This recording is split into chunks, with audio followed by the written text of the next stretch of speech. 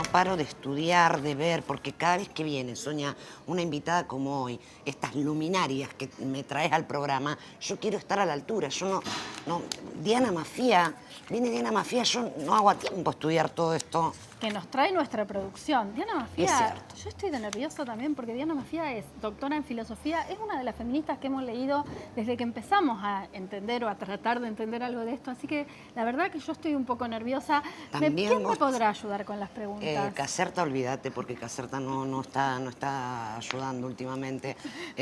Yo no puedo. Lorena, Licena, todas mujeres, nos ayudamos entre mujeres. Sí, la sororidad. Sí, vení. Soy una mujer inconveniente, tienes que tomarlo relajadamente. No te amo más que a mis gatos, pero te amo mucho a ratos. No soy tus pantuflas, ni soy tu madre, no soy tu gobierno, ni tu comadre. No prefiero adentro ni afuera. Soy una mujer que entre otras cosas exhibe, ostenta una historia indecorosa.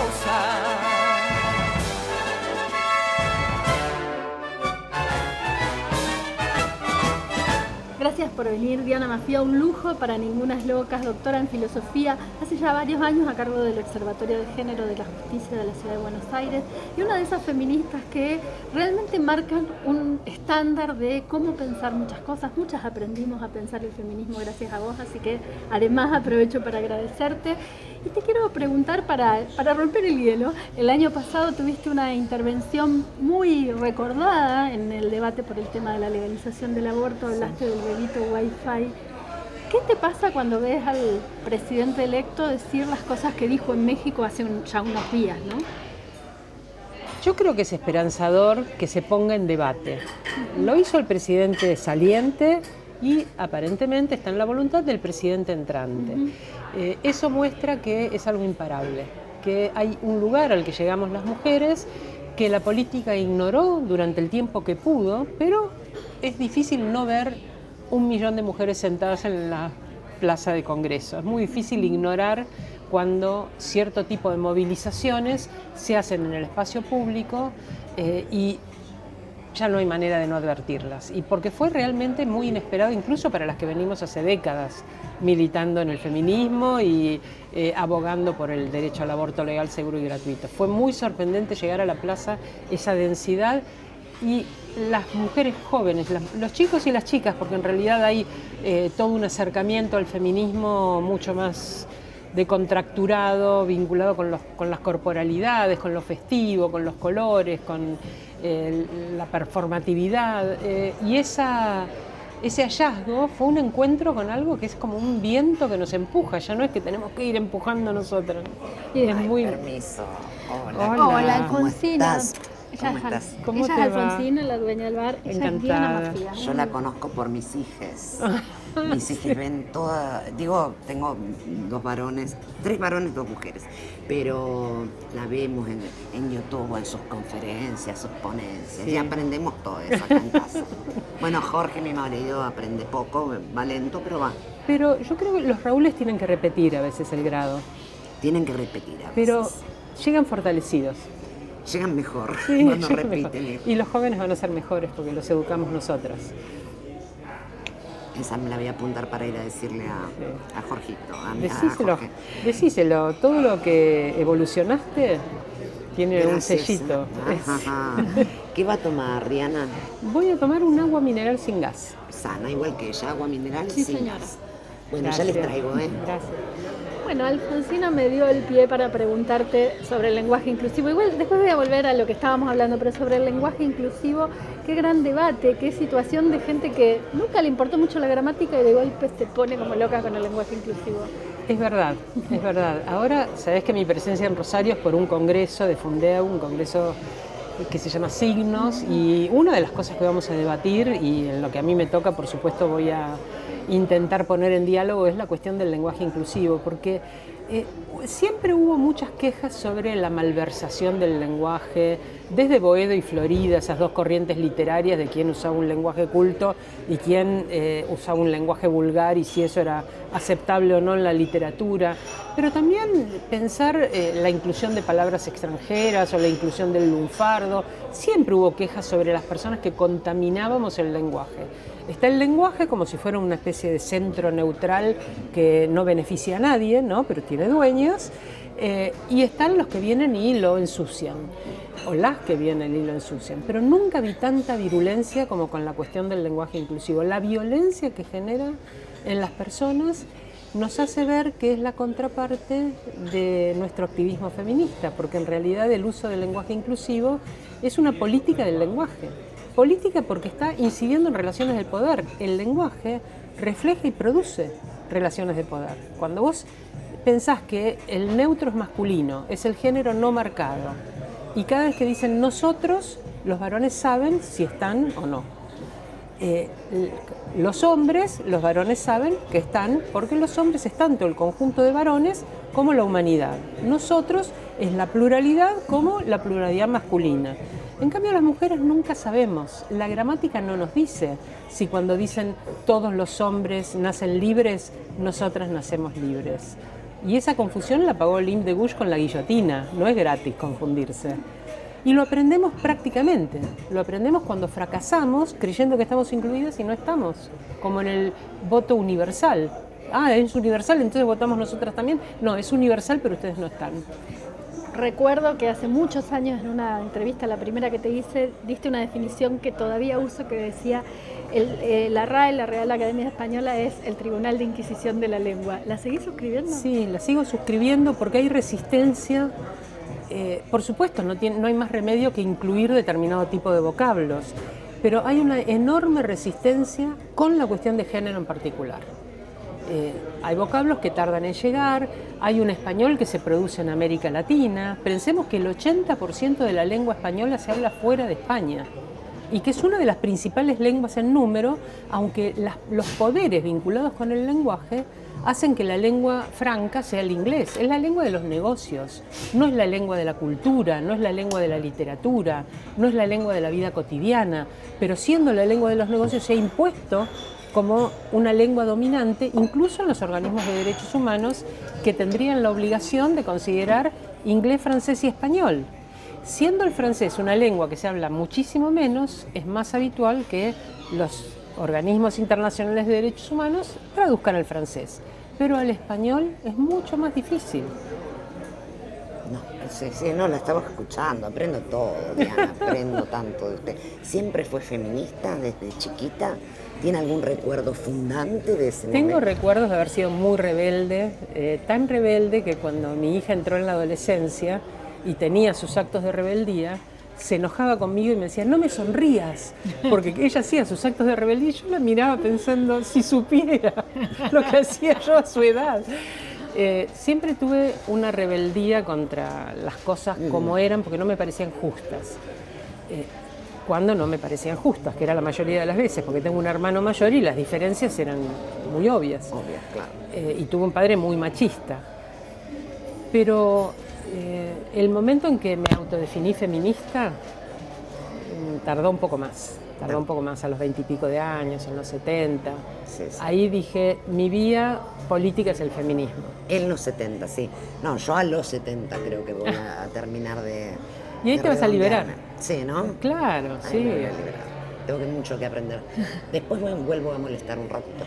¿Estás entre las que piensan que los feminismos han realmente copado las calles, que es un movimiento social tan importante, pero que no han logrado cuajar eso en una representación política acorde a su impotencia?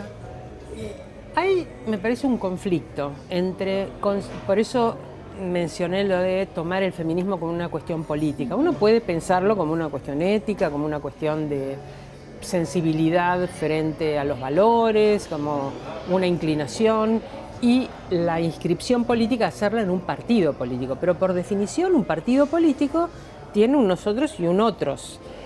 Y hay en general nuestras maneras de resolver cuestiones políticas son agonistas, o sea, hay un antagonista y un protagonista y luchan y tratan de tener primacía uno sobre el otro, desplazando al otro, no acordando formas, no tenemos una forma de diálogo político realmente, y bueno, no hay más que ver las elecciones y ojalá nos conduzcamos hacia otras maneras, pero en realidad nuestra profunda raíz política es muy de contraposiciones.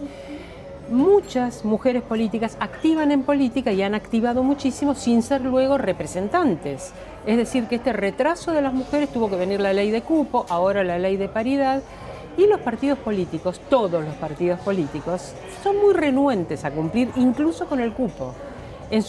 Casi todos los años, creo que todos los años hubo que litigar alguna lista que no cumplía con el cupo.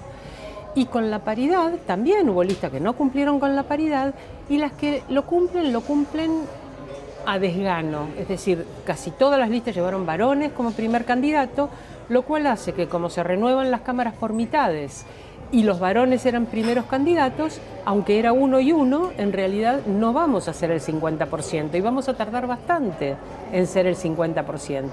Eso quiere decir que los partidos son misóginos, renuentes al protagonismo de las mujeres, porque les parece menos dominable como corporación un grupo de mujeres que transversalmente, como se mostró con la ley de interrupción voluntaria del embarazo, puedan hacer acuerdos que rompan la disciplina partidaria. Hay mucho terror y la disciplina es una disciplina vertical con un estilo entonces de distribución de poder que no es el que practicamos las feministas. Pensando en eso, ¿no? Y en cómo se están rompiendo algunas estructuras y sin embargo la reacción que hay. Ofelia Fernández es una joven legisladora, muy joven de la Ciudad de Buenos Aires, que está siendo objeto realmente de ataques muy fuertes. ¿A qué lo atribuís? ¿Cómo lo lees vos? Yo creo que Ofelia es muy irreverente, es muy segura de sí misma, lo fue desde que era dirigente estudiantil, a los 16 años ya tenía esa postura muy autoafirmativa y esto irrita doblemente, que sea una chica y que tenga tanta seguridad, que no esté dependiendo de la palabra de otro, que se haya acercado al frente de todos, pero como independiente de izquierda, tampoco es que dijo me subsumen en esta agrupación y ahora obedezco órdenes, tiene mucha autonomía. Es un discurso muy fresco y que además no pretende representar la historia de la humanidad, pretende representar a los jóvenes y las jóvenes desde una mirada feminista, con mucha sensibilidad popular. Yo no voté esa lista, pero realmente respaldo a Ofelia, salgo a defenderla muchas veces en los medios porque pienso, ¿cómo puede producir tanta irritación y cómo puede impunemente alguien agredir de la manera en que la agreden a una chica de 19 años? O sea, ¿cuál es la certeza en la cual estás apoyado que hace que vos puedas dañar a otro o a otra en nombre de esa certeza? Es el estilo de la Inquisición. Hay que ser muy dogmático para que tu convicción lleve al punto de dañar a otra persona. Bueno, yo creo que hay que reflexionar sobre eso, pero Ofelia va a ser muy buena legisladora. Una historia indecorosa.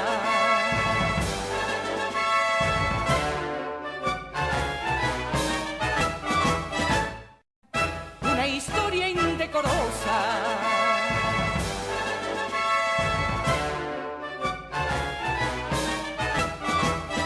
No, estaba esperando que me den el ok. Quiero decirle, licenciada, equipo entero, hoy nos vamos a despedir de este ciclo maravilloso.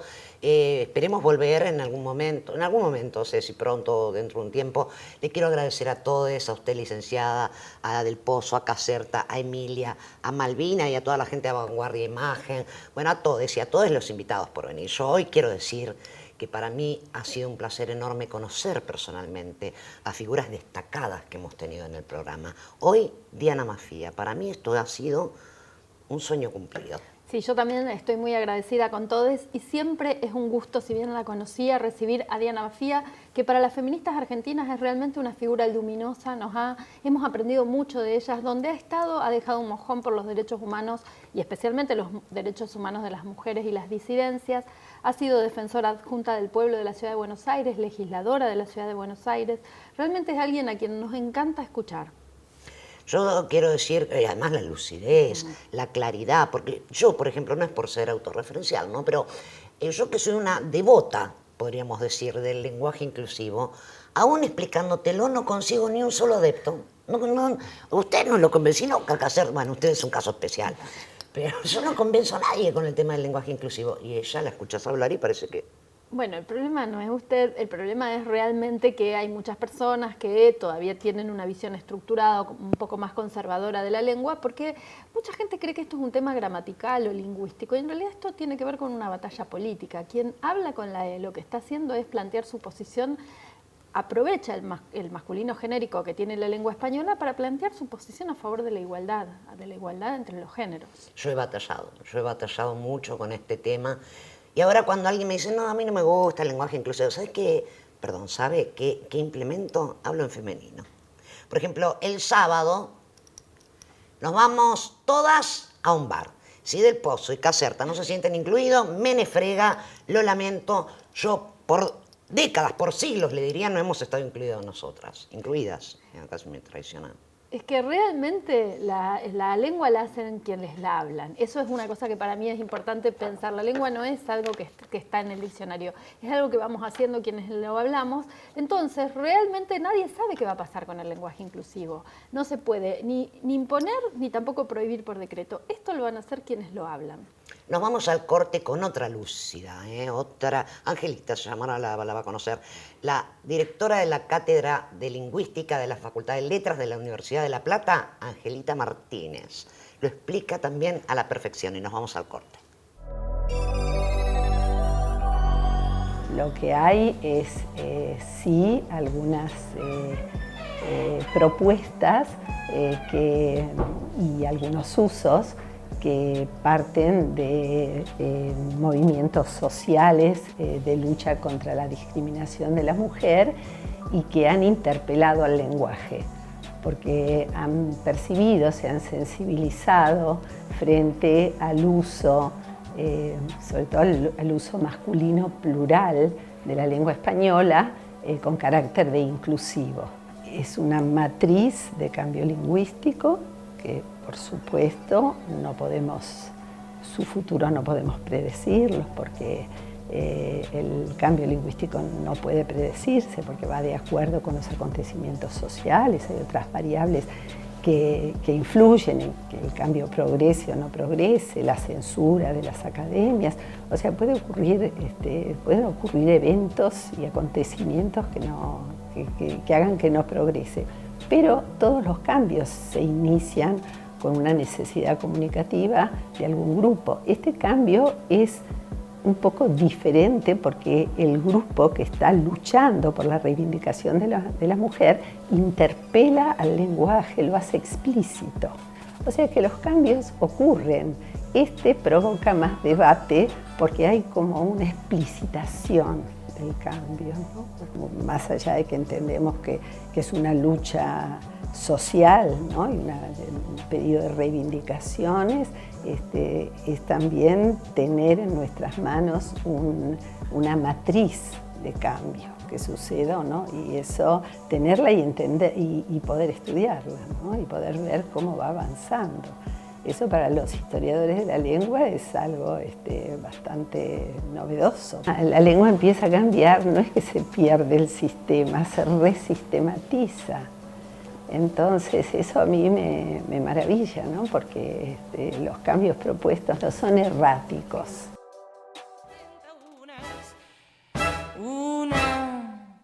Una historia indecorosa.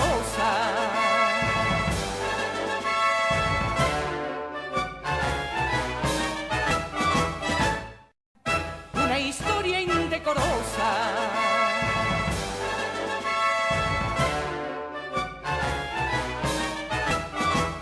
Y además, pensando en esto, ¿no? Porque te iba a preguntar si, en relación a lo que venías diciendo, ¿tendría cabida un partido feminista? ¿Sería algo para pensar como lo hubo en la Argentina? ¿O si te Bueno, parece sé que tuvieron una lista toda de mujeres en Santa Fe y fracasaron porque dijeron que no se cumplía el cupo porque era solo de mujeres, aunque la ley de cupo era tan impensable la posibilidad de que hubiera solo mujeres que esa restricción no la puso. Ahora, hubo una experiencia en México interesante porque era un partido que era feminista, ambientalista y abierto con la diversidad sexual. y finalmente no prosperó. Era un partido de izquierda formado fundamentalmente por mujeres que venían de la academia con mucha trayectoria dentro del feminismo y dentro de los movimientos sociales, pero luego fue como reabsorbido por el PRI. No hubo una posibilidad de mantener fortaleza en una identidad. Tenemos que pensar que el feminismo no solamente nos da perspectivas sobre la vida de las mujeres y sobre la violencia. El feminismo nos tendría que dar una perspectiva sobre todos los asuntos públicos, sobre todas las cuestiones que hacen a la política, y tendríamos que pensar entonces una perspectiva feminista sobre el presupuesto, una perspectiva feminista sobre la salud, sobre la educación, sobre la vivienda, sobre el trabajo. Todo esto admite, sobre el derecho, por supuesto, sobre la justicia, todo esto admite perspectivas feministas y tienen que tener sustento teórico. Hay mucha gente trabajando muchos de estos temas. Entonces no se trata solamente del aspecto intuitivo, y yo creo que aun cuando una agrupación, no haya una agrupación específica, y aun cuando haya feministas, desde mi punto de vista, encarnados de la manera que quieran, porque no considero una posición política y un dosaje de hormonas, de manera que las personas feministas que tengan esa convicción política igualitaria frente a todo tipo de subordinaciones y sometimientos, tratando de producir igualdad en todos los ámbitos de manera compleja, estén en el partido que estén, pueden formar frentes comunes, y sería muy saludable que lo hicieran, y no me parece que haya que temerle a la diversidad. Chicas, cierro el bar, pero ustedes se pueden quedar charlando. Ay, no qué cierro suerte. porque encontramos un link de una conferencia suya y Jorge mismo dijo, tengo que ver esto, y yo voy a sentarme a aprender con él. Bueno, genial. Aprender de usted ha sido un honor. Ay, para enorme mí, que me haya encanta venido. tu bar, además, es muy hermoso este Hermoso, lugar. hermoso. Bueno, para la próxima mesas y sillas más bajas, ¿no? Si ya más va. Sí. Más. Acá a la altura me da vértigo. Usted ya tiene altura. Toda altura es su... Su altura le tiene que dar vértigo siempre. Nos vemos la próxima. Gracias. Quédense.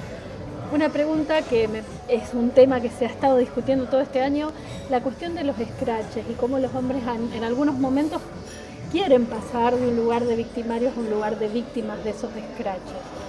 Yo creo que es un fenómeno muy interesante, y de esto también pienso hablar en el encuentro, porque el encuentro de signos de este año tiene que ver con movimientos sociales y creatividad en el lenguaje. Y yo creo que la apropiación de la palabra scratch por parte de las feministas muy jóvenes modificó qué cosa consideran un scratch. Que no era el scratch de hijos en la década del 90, porque allí no había un Estado que estuviera juzgando los crímenes que queríamos poner de manifiesto. Entonces, en ese momento, con ley de obediencia de vida, punto final e indulto, la única sanción posible era una sanción social. En cuanto se abrieron los juicios por la verdad, Hijos dejó de hacer ese activismo porque había una manera de canalizar esto en la justicia. En este momento hay vías judiciales e incluso otro tipo de vías para denunciar los casos de violencia, de acoso, de abuso, etc. Sin embargo, se nota que esas vías no son vías confiables y no son las vías apropiadas para lo que las chicas, sobre todo muy jóvenes y muchas veces por la violencia entre pares, quieren denunciar, porque es muy frecuente que ocurra en las escuelas. Y es verdad una cosa, yo creo que es muy saludable la cuestión de sacar a la luz y no guardarnos los agravios, las violencias, poder compartirlas y que otras personas nos abracen y nos digan, yo sí te creo. Porque este descreimiento es lo que hay en las instituciones y a veces incluso en las familias. Ese es un aspecto positivo. Pero me parece que la vía punitivista que tiene el escrache, el hecho de que al mencionar a una persona, esa persona comienza a recibir todo tipo de agresiones por las redes y muchas veces es separado del grupo, a veces de pares, que ya no va a las fiestas, ya no se juntan con él, no pertenece a los grupos, no va al viaje de egresados, lo expulsan de todos lados. Esto me parece que es doblemente complicado, negativo, ¿no? Es decir, el aspecto de penalización tenemos que charlarlo, y yo he ido a muchos colegios este año a hablar de los escraches con las estudiantes y los estudiantes para que pensemos formas feministas de reparar esos agravios o esos abusos o esas violencias. ¿Cómo reparamos? ¿Reparamos castigando? ¿Reparamos apartando? ¿O tenemos otras formas de reparación más creativas que impliquen una toma de conciencia por parte de esos chicos, un compromiso de no repetir ese tipo de conductas? Porque a veces los primeros acercamientos de los varones, y esto me lo testimonian los varones, son muy torpes y con mucho miedo. No es que los varones saben todo y nosotros estemos ahí esperando No, ellos también están probando y a veces su manera de probar hay temor al rechazo y a veces es una manera inapropiada. Ahora les vamos a dar la oportunidad de que registren cuándo algo nos gusta, cuándo no nos gusta. Yo creo que la cuestión de penalización del escrache nos tiene que dar el pie para pensar mucho en la cuestión del consentimiento. ¿Cómo es que una persona, varón o mujer, advierte que la otra persona está bien y está consintiendo el avance que está teniendo un vínculo sexual o de otra índole? Pero entonces ese registro mutuo de sentimientos, de emociones, se está haciendo de manera pareja. A los varones no les enseñan a decodificar las emociones de las mujeres. A las mujeres nos enseñan a decodificar las emociones de todo el mundo. Quizás tendríamos que trabajar más la percepción del consentimiento y buscar formas de reparación feministas. No me parece que la separación o la venganza sean formas de reparación feministas. Al principio de esta entrevista hablaste de la sorpresa que tuvieron feministas como vos, que vienen hace 30 años activando ante lo que fue la marea verde. Sí. ¿Cómo la viviste y cómo la estás viviendo hoy cuando ves a las pibas con su pañuelo verde? ¿Qué es para una persona que dedicó su vida a esto vivir esta época? Para mí es maravilloso y tengo un vínculo extraordinario con la gente muy joven. Creo que en parte por un azar, y es que a mí me gusta mucho intervenir en Twitter. Y ese es un espacio donde por ahí no hay tanta gente grande y cuando lo haces con sentido del humor, cuando contestás todo lo que te dicen, cuando tenés esa interrelación, cuando llegás a la presencia física, el vínculo es como un vínculo, bueno, ya de tener una amistad y una relación de mucho tiempo. Yo tengo muchísimo respeto por lo que están construyendo las jóvenes, dialogo con ese movimiento. De ninguna manera les digo, si no leíste Simone de Beauvoir no podemos empezar a hablar. Hay un feminismo en el que yo participé, que es un feminismo ilustrado, ¿no? Muy de la academia, que yo creo que se terminó en el 2001, se terminó con la irrupción de los feminismos populares. No hay ninguna hegemonía de lo académico sobre el movimiento de mujeres, ni debe haberla. Y ahora esa pluralidad atraviesa también la cuestión de la edad y para mí es maravilloso. La sensación es la sensación de un viento que me empuja, ¿no? de algo que me lleva y me lleva a un lugar hermoso. Muchísimas gracias. Tengo 1.000.000 de preguntas más para hacerte, pero te agradezco muchísimo que Gracias, hayas venido. Sonia, me encantó verte. Muchas gracias. No soy tus pantuflas, ni soy tu madre, no soy tu gobierno, ni tu comadre, no prefiero adentro ni afuera, ni me colmará una chequera. Soy una mujer que entre otras cosas exhibe, ostenta una historia indecorosa.